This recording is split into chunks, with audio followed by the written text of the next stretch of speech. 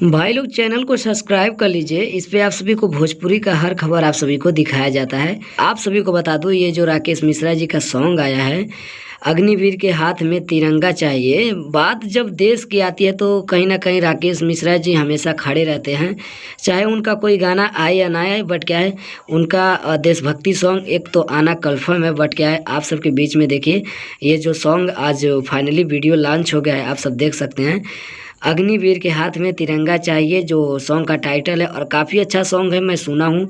अगर नहीं सुने तो जाइए प्लीज़ आप लोग इस गाने को यार ज़्यादा से ज़्यादा प्यार दुलार आशीर्वाद दीजिए। जैसे इनके हर गाने को, हर भोजपुरी हो या जो भी इनका गाना है, बट क्या है, जैसे उस गाने को हमेशा आप लोग प्यार दुलार आशीर्वाद बरसाते हैं, आप सभी को इस गाना के भी वैसे ही प्यार दुलार आशीर्वाद बरसाना है।